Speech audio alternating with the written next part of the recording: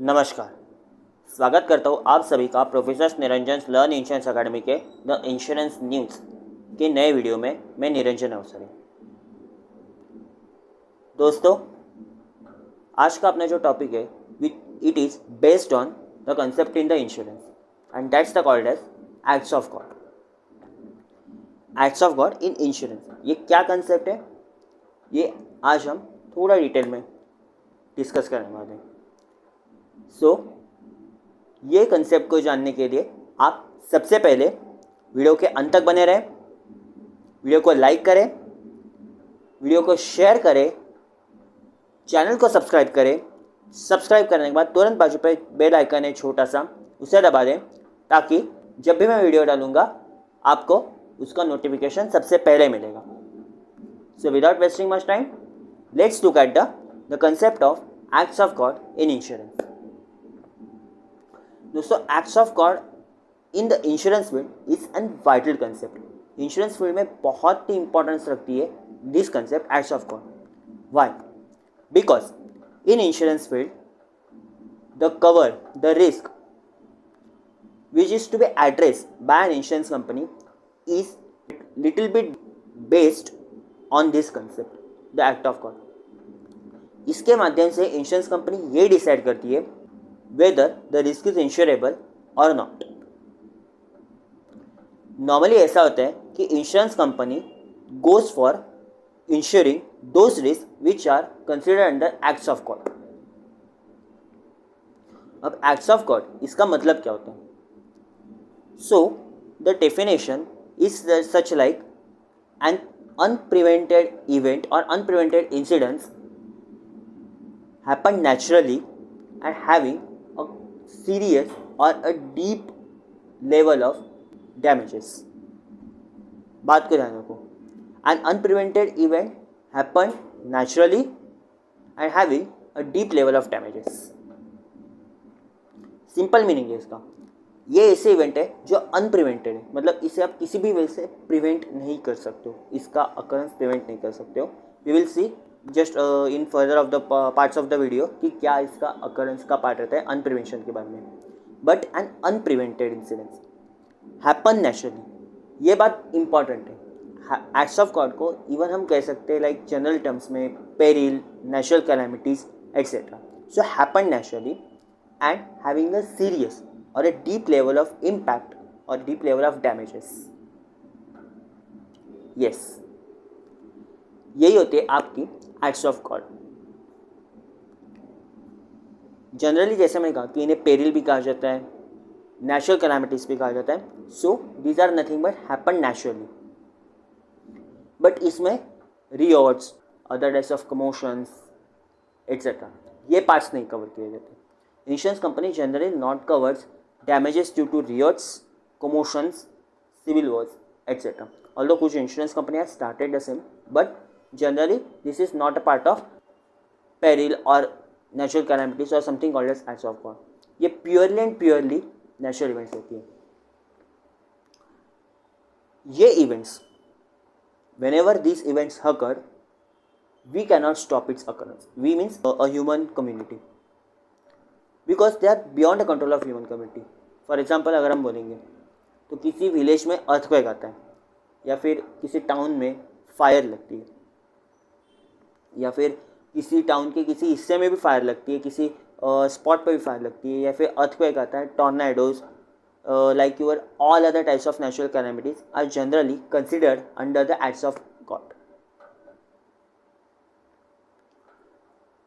सो ये सारे इवेंट्स को मिला के हम कहते हैं कि एक्ट्स ऑफ गॉड, और इनका अकरेंस यानी इनका आना जाना कब आने का, this is neither prevented by any kind of preventive measures. हाँ, क्या हो सकता है? So whenever such event, such peril will strike, जब ये पेरिल हो जाएगा, पेरिल स्ट्राइक हो जाएगा, then post peril human beings can reduce the impact of its loss but can not prevent. और इंश्योरेंस कंपनी को ये आइडेंटिफाई करना होता है कि कौन से टाइप के, इसी वे से कि क्या कौन से टाइप के पेरिल्स है जो एक्ट्स ऑफ गॉड के अंदर आ रहे हैं, कौन से टाइप का नहीं है, etcetera, and insurance company always looking for that. इसे और एक वैसे भी लोग प्रेजेंट करते हैं like it is nothing but a bunch of many types of perils.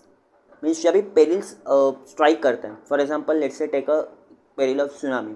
So tsunami will not only come. Post tsunami, there will be some types of cyclone or some types of other types earthquakes, small earthquakes, after shocks भी कहते हैं. ऐसा भी कोई peril आ सकता है. So it may come in two or three combination of 2 or 3 perils. But the occurrence cannot be stopped. Only the thing is that can be reduced. और insurance company को ये आइडेंटिफाई करना होता है कि किस वजह से लॉस हुआ है of a particular subject matter. Acts of God in insurance field is always considered under a fundamental risk. Fundamental risk में सो उसका मीनिंग है फंडामेंटल रिस्क का that a risk that has an impact on large group of public और large place. अब peril जब strike होता है कोई भी, जैसे मैंने एक्ट्स ऑफ गॉड कह रहा हूँ, that strikes on a large people, on a large group of people and not a small parts of area. Insurance company को यही वे से देख रहे थे कि लार्ज पीपल अफेक्ट हो रहे हैं. Is there any a large or huge level of loss. Insurance company के लिए कोई भी इंश्योरेंस प्रोडक्ट इश्यू करने का सबसे इंपॉर्टेंट इनपुट रहता है and that is data.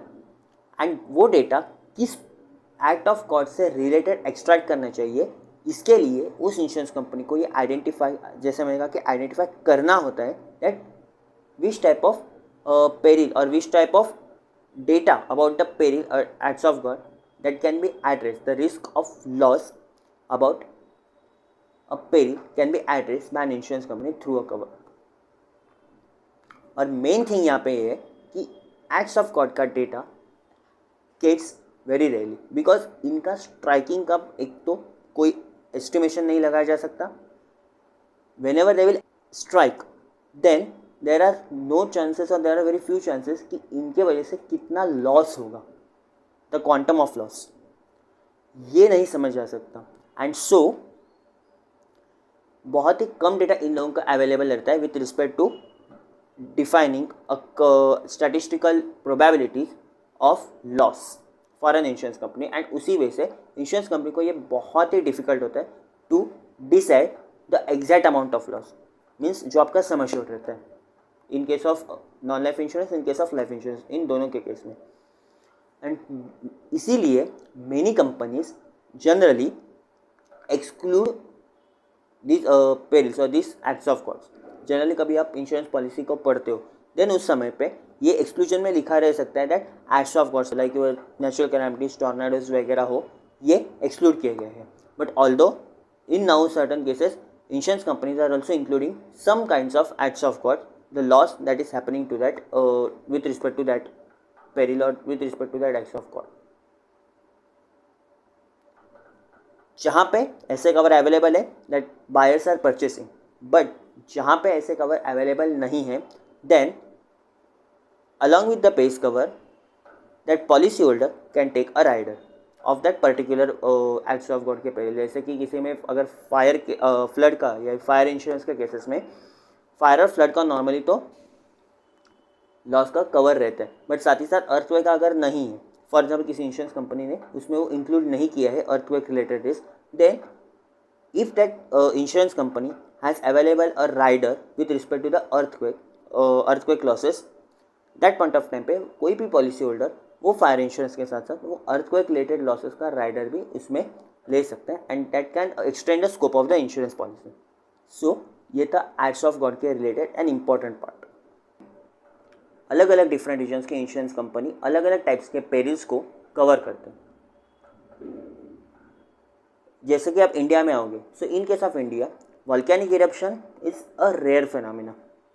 So in Indian insurance market, volcanic eruption related risk is not identified generally by an insurance company.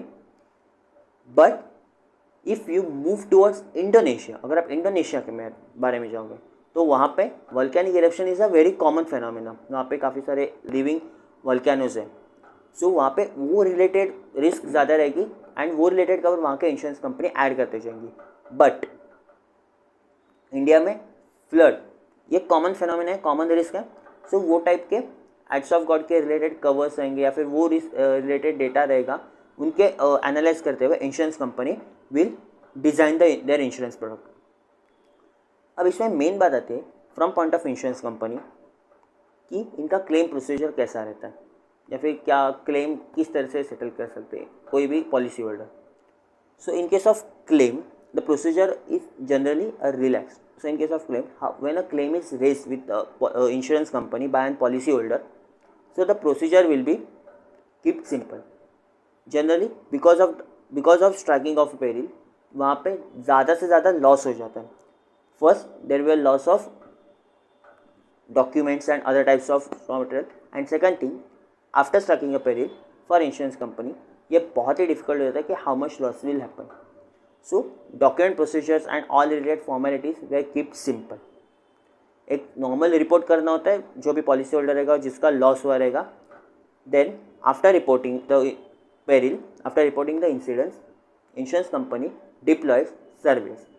अब जितना ज़्यादा लॉस रहेगा इंश्योरेंस कंपनी विल डिप्लॉय उतने ज़्यादा सर्विस।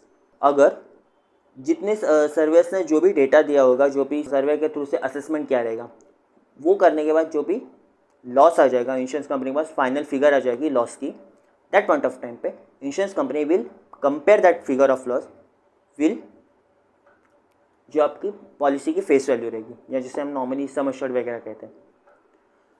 अगर वो लॉस की फिगर सम एश्योर्ड से ज़्यादा हो देन ऑटोमेटिकली इंश्योरेंस कंपनी की मैक्सिमम लायबिलिटी होती है हमेशा sum assured, that will be paid. अगर वो लॉस की लायबिलिटी सम एश्योर्ड से कम हो देन ऑटोमेटिकली उतना अमाउंट का लॉस का जो भी लॉस का फिगर आया रहेगा उतना पे किया जाएगा फ्रॉम इंश्योरेंस कंपनी। ये दोनों बातें मैं कह रहा हूँ कंसिडरिंग नॉन लाइफ इंश्योरेंस, क्योंकि वहाँ पे लॉस इज एग्जैक्टली असेसेबल। अब बात आती है कि लाइफ इंश्योरेंस के बारे में कि ऐसा जब पेरिल स्ट्राइक होता है जहाँ पे death toll has no any boundaries, no any limit, जहाँ पे डेथ टोल बहुत ज़्यादा होता है, उस समय पे अब life insurance is all our life insurance contracts are value contracts and not a indemnity based contract. तो वहाँ पे कोई ह्यूमन लाइफ की एग्जैक्ट असेसमेंट नहीं की जा सकती कि कितना अमाउंट का एग्जैक्ट लॉस ह्यूमन लाइफ का हुआ है। सो उस समय पे life insurance companies will settle a full claim. वहाँ पे कोई जैसा नॉन लाइफ इंश्योरेंस के केसेस के बारे में होता है कि non life insurance company will first deploy the surveyor and then वो पूरा असेसमेंट का प्रोसीजर करके फाइनल फिगर लॉस की फाइंड आउट करके देगी to the insurance company. Life insurance company will settle the claim directly. Procedure again यहाँ पे claim का रिलैक्स किया जाता है बिकॉज डेथ सर्टिफिकेट मिलना या फिर अदर काइंड्स ऑफ कोई इंपॉर्टेंट डॉक्यूमेंट्स मिलना, even the KYC related documents जो अगर पेंडिंग है from the deceased policy holder वो मिलना हो, ये सारे उस समय पे मिलना after striking a peril is well difficult and so claim related procedures कम किए जाते हैं। एक नॉर्मल सिर्फ डेथ सर्टिफिकेट और क्लेम फॉर्म के आसपास है, बाकी सारी प्रोसीजर्स क्लेम सेटलमेंट की लाइफ इंश्योरेंस कंपनी के द्वारा की जाती है and then the claim get settle. But the entire concept of acts of God is very important to understand the insurance company about what kind of risk they are addressing. So यहाँ पे acts of God ये जो concept है insurance company की, यहाँ का topic आज का ख़त्म हो जाता है। आपको ये टॉपिक कैसा लगा please put your comments in the comment box given below this video को लाइक करें, वीडियो को शेयर करें, उसके साथ साथ चैनल को सब्सक्राइब करें और जब सब्सक्राइब करोगे उसके बाद पे छोटा सा बेल आइकन है उसे दबाएं ताकि जब भी मैं वीडियो डालूँगा आपको उसका नोटिफिकेशन ज़रूर पहले ही मिलेगा।